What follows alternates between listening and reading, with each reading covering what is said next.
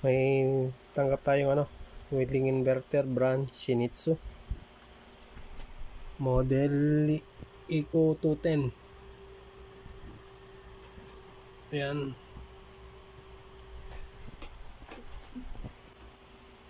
So bali dinala sa atin yung unit. Hindi ko alam kung anong naging problema nito, so testerin na lang natin.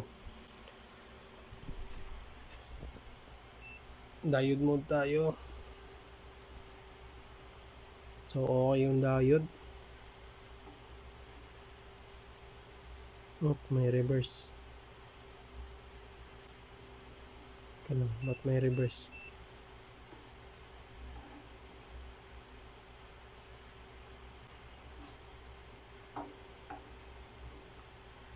Ayan, 0.5.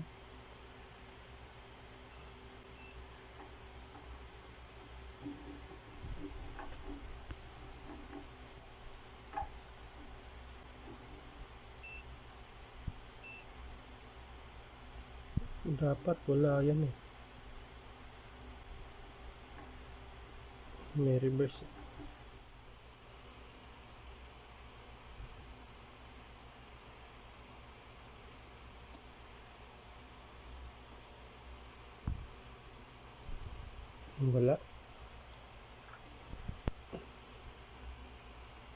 Wala tayong ma-reading, so baka yun meron.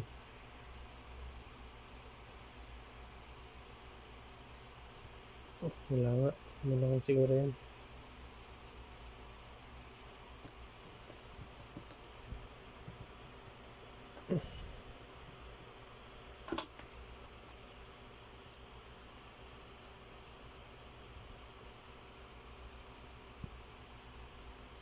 Wala talaga. So try natin i-plug in to.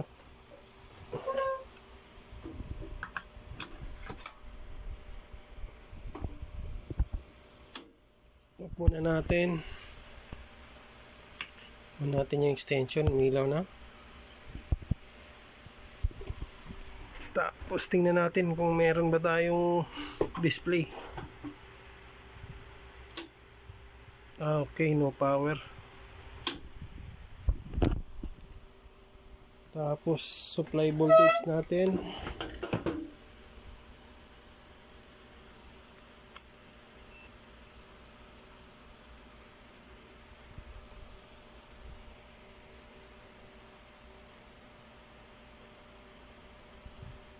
Yan, 207.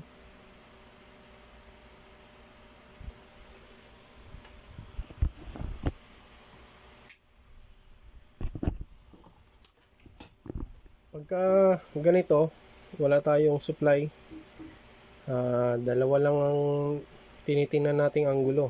It's either shorted yung IGBT o sira yung mismong power supply natin. So buksan ko lang yung unit para makita natin yung loob nito. Tsaka pakita ko na rin mamaya yung board yan. Ito na yung loob ni Shinizu. So maalikabok yung welding. Sobrang alikabok. Tapos yung IGBT, mamaya na natin i-tester yan. Tapos dito rin maalikabok. So walang indication na pumutok yung IGBT. Pero yung diode, ba't may reverse bias tayong makita? Dapat wala yun.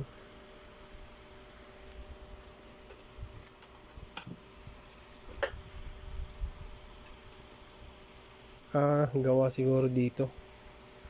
May resistor na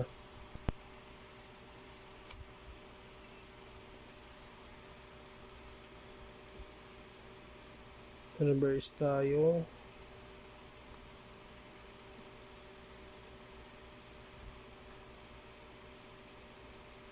.5.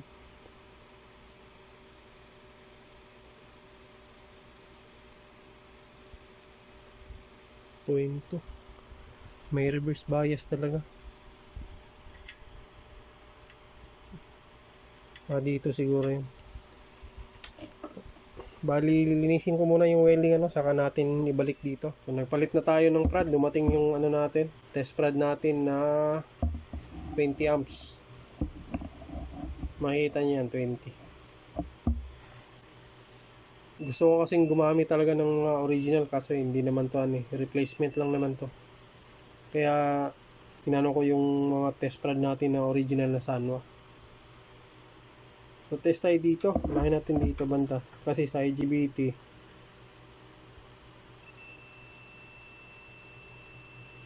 00. Ayun, okay lang yan, buo yan. Yung capacitor side buo. Okay, buo. Yan, dapat mamatayan.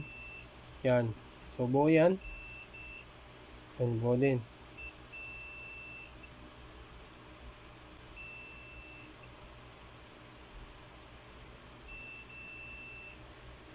So buo yung natin. So malamang siraan dito. Itong power supply talaga natin. Ayaw siguro magbato ng supply. So try ko lang tanggalin yung IGBT board, tapos testing natin. Hanapin yung sira. Bali ito na yung board ni Shinsetsu. Tinanggal ko na yung dito. Yan. Tapos ko na rin ma-troubleshoot to Nagpalit na rin ako dito ng UC2845. Tapos papalitan ko pa yung na yan, resistor kasi sabog din. Yan kung nakikita nyo, yan biyak yan. Papalitan ko pa yan. Sana walang tama yung MOSFET natin. Hindi pa ako nagpalit nito Ito lang pinalitan ko, yung IC na yan. Chinek ko na rin yung PWM natin. Board, okay naman. So hopefully, gagana na to pagkatapos nating mapalitan yan. Tsaka pasensya na, hindi ko na masyadong napakita yung dito. Yung repair natin. Mas madali Dami ko pang pending dito. Tapos ito yung board din yan. Pakita ko. Pasensya na kayo sa misa ko. Medyo marami. Yan yung board view.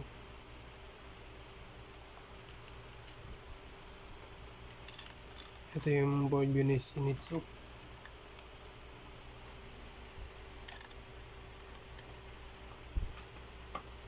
Ganyan yan.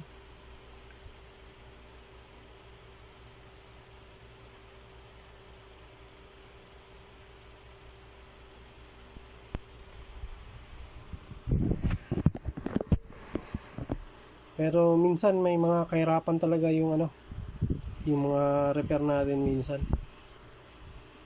Katulad na lang ng hindi makontrol yung arc. Hindi naman yung ibang model kabisado ko, pero yung iba mahirap din kasi maghanap ng mga parts na naging cause ng sira, ba't ayaw gumana makontrol ng mga arc.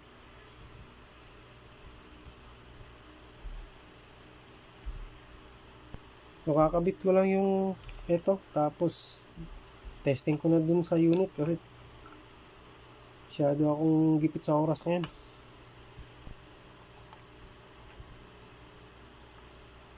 Sana hindi lang ako magkamali para walang madisgrasya.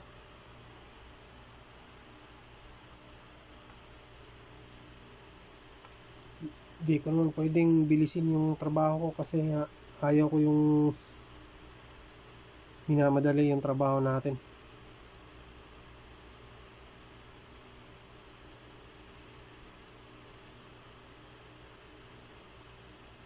Tapos yung isang iron ko pa, yung itong ginagamit ko, hindi masyadong malakas uminit.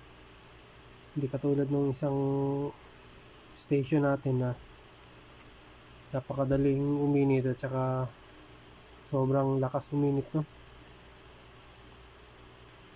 yung Brannon Bacon.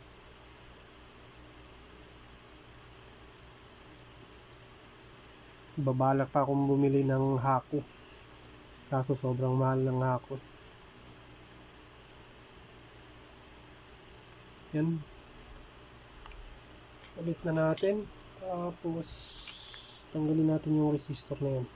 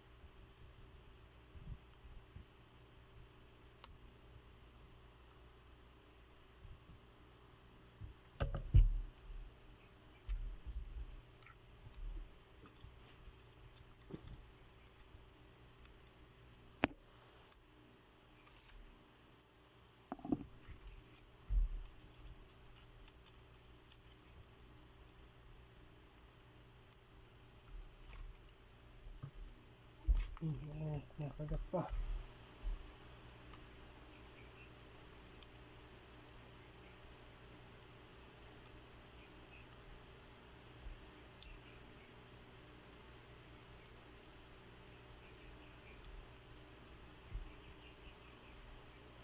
Diyan na muna yan. Iisin mo natin dito.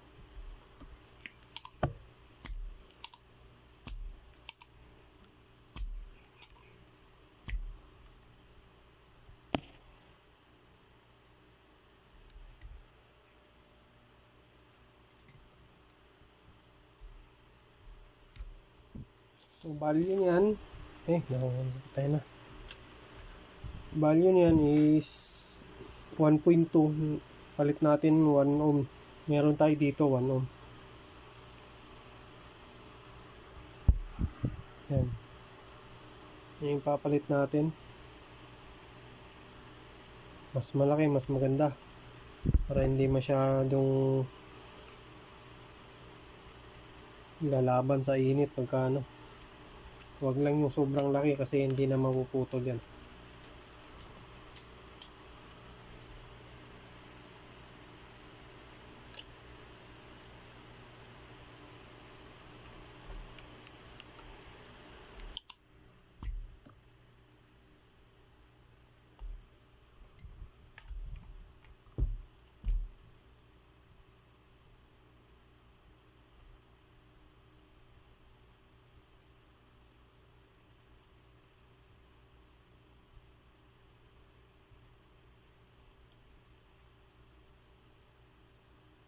Yan.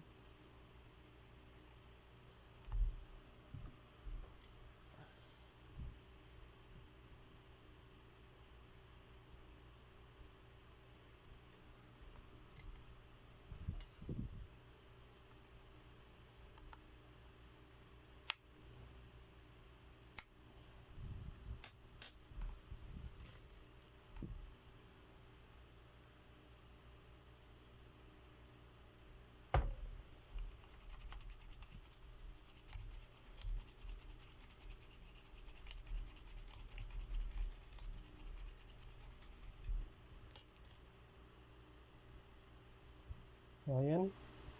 Tapos na. Pwede ko nang i-testing. Pero bago ko i-testing, i-double check ko muna to kung may nakaligtaan ba ako dito. Mahirap na magkamali.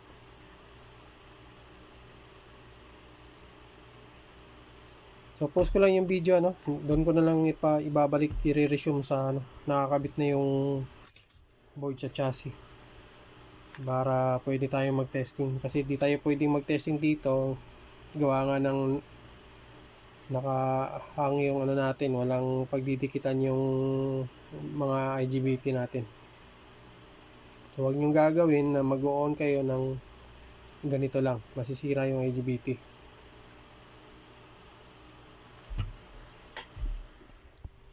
Balik tayo dito, ano. Nakailang balik tayo ng trouble dito sa power supply section kasi may nakaligtaan tayong ibang mga pyesa na sira pala, ano. Nagpalit na tayo ng yung IC na yan, yung UC2845. Tsaka nagpalit din tayo ng MOSFET, ayaw pa rin gumana. Tapos nagpalit din tayo ng resistor dito, ayaw pa rin gumana. So may iba pang dahilan, pero nandun sa natabunan nata yung pinalitan natin. So hopefully dito gagana na to, sana wala na akong nakaligtaan para gumana na to. Kasi nung chinecheck ko yung signal ng natin, MOSFET gate at saka emitter, wala akong masukat na PWM signal. Kahit nasa analog gamitin, wala talaga akong masukat. So talagang may problema yung section na yan.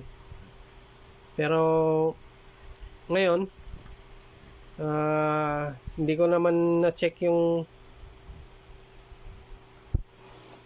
yung gate emitter natin kasi nakakabit na yung MOSFET natin dito. So yung mga piyesa na lang na pinagpalitan natin na sira. So hopefully walang sasabog at saka So testing na natin para magkaalaman na. On natin yung extension, yan. Tapos moment of truth tayo. 1, 2, 3. Yan, gumana. Ilan kaya output natin? Thanks God, 53. So thank you Lord, success din yung repair. So doon na lang tayo sa labas nito, ite-testing kung makokontrol ba natin yung arc nito, at kung may encounter pa ba tayong problema. Hopefully wala na sana. So thank you Lord, natapos din yung gawa. Testing na lang yung kulang. So doon na lang tayo sa labas. Dito na tayo sa labas, magte-testing na tayo ni Shinsetsu. Bali model Eco 210. Testing na natin kung wala bang problema yung arc nito. On natin. So ayan, umandar na. Hanggang saan to? 215, okay na rin yan. So bali magkasama, magkahiwalay yung arc natin. Ito yung arc, tsaka ito yung arc force. So titingnan natin dito kung hihinaan natin yung arc force. So dito lang tayo, bandang 30, yan. Kung anong, so mababa yung arc force natin,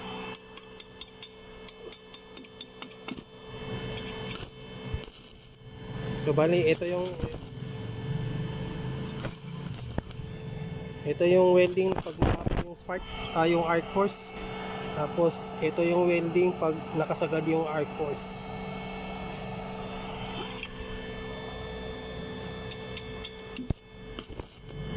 Yan. So maganda yung welding kasi nakaka-weld siya ng 30. Lagay natin ng 20 amps.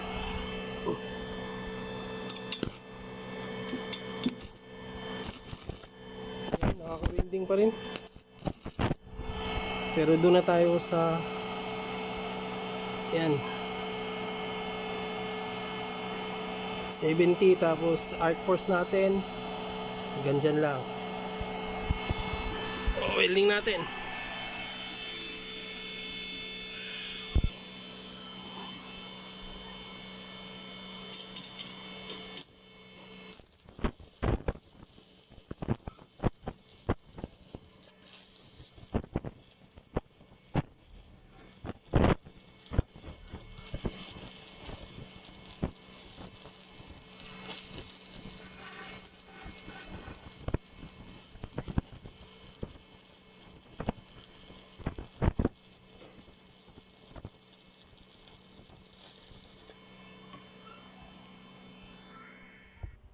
balik tayo dito sa loob, ano.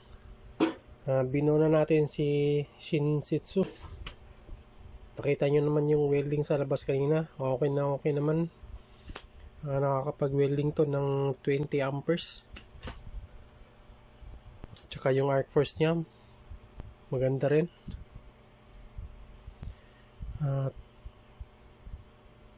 Sa wakas, nabuo na rin tong welding na to, ano.